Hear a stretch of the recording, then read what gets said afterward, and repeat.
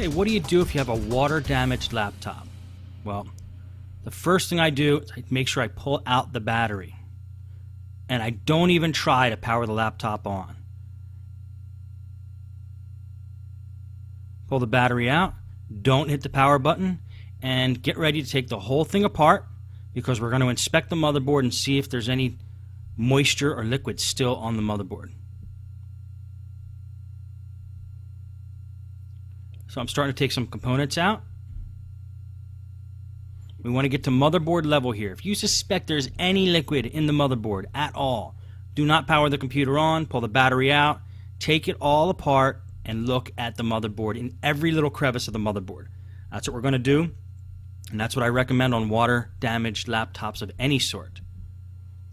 Don't power them on even when the customer comes in.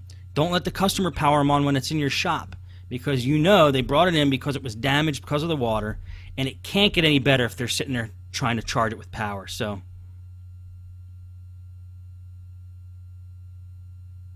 we're going to take the screws out of this.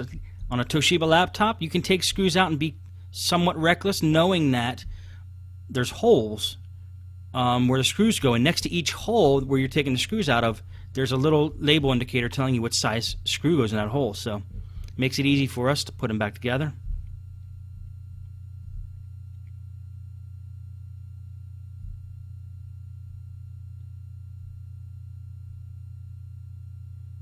I'm losing a little bit of magnetic touch on my screwdriver there, otherwise it would come pulling right out.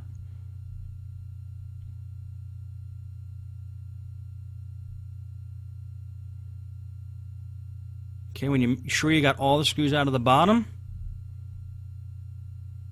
we're going to flip it over and look at the top.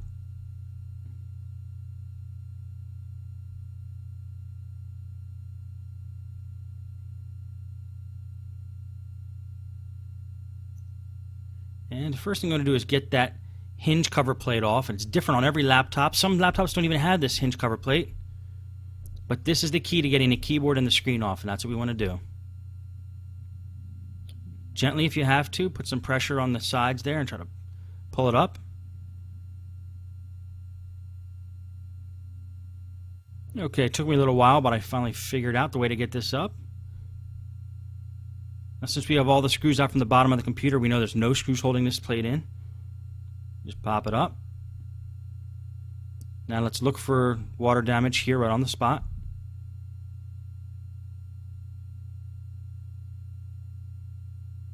And usually, guys, on a water damaged keyboard, there's little hope for them.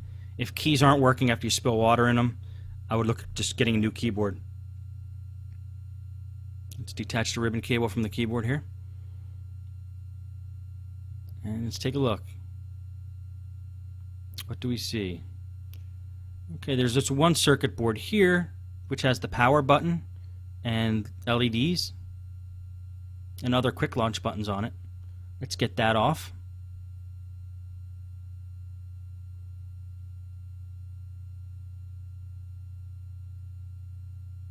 That appears to be attached by a cable, ribbon cable.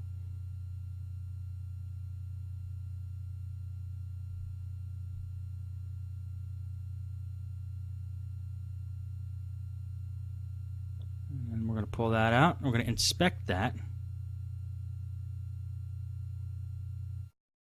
And we're actually going to see that there's water damage right there along one of the buttons. So we definitely want to get that cleaned up, that corrosion. See that white? That's from the liquid. What I do to get rid of that is trusty toothbrush and some hand sanitizer.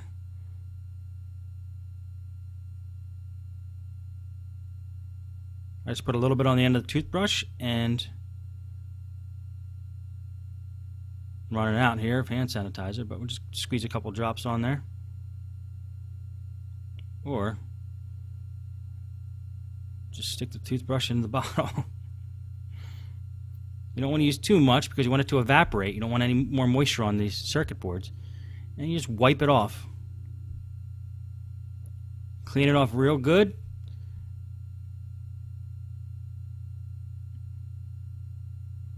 And just brush that corrosion away. Now we're also going to see the edge of the keyboard has a little bit of water damage as well. So at least we know where the water was going.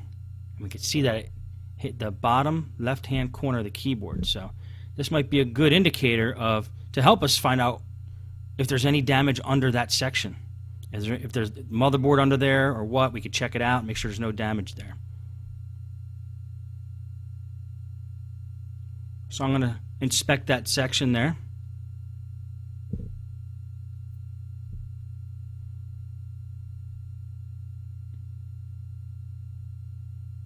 I'm going to clean up any little spots that I could see.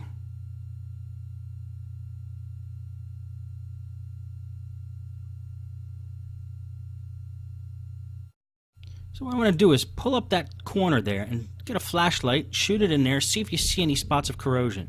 We might not have to take the whole computer apart to get this one done. I'm going to spray some compressed air in there, blow out anything we can.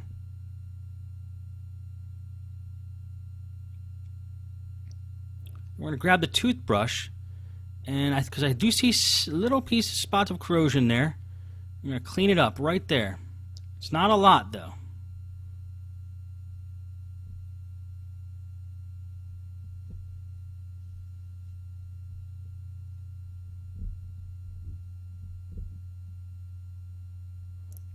And make sure you scrub all in that area and all around that area. You want to make sure you get any spots that are corroded cleaned up. And then look all around that area. Shine a light in there if you have to. Or if you do have to get the whole computer apart to check out the motherboard, go ahead and do that. Okay, continue to inspect here and just see if you see any other spots. If you do, hit them with that toothbrush and the hand sanitizer. Don't overdo it. Like I said, you don't want globs of the hand sanitizer on there. You want something that's going to evaporate fast. So just a film would be fine. And look at as many spots on this motherboard as you can. See if you see any white, any corrosion. And when you're confident you have everything, you can start putting the computer back together.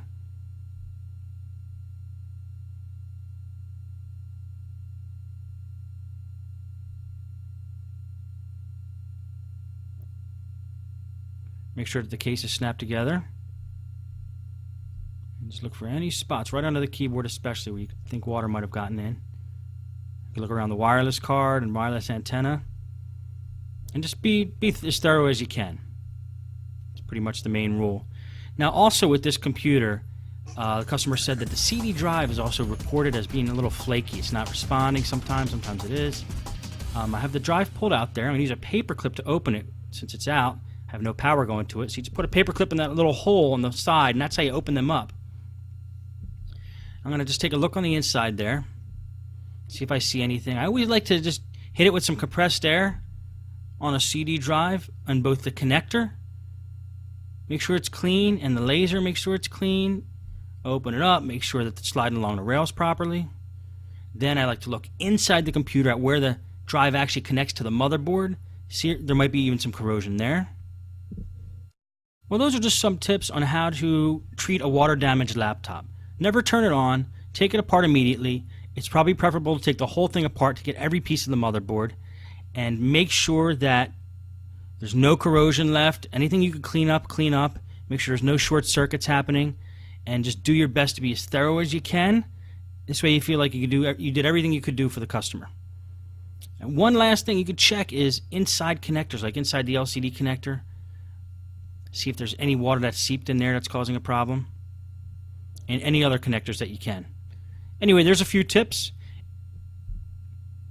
Thanks for watching.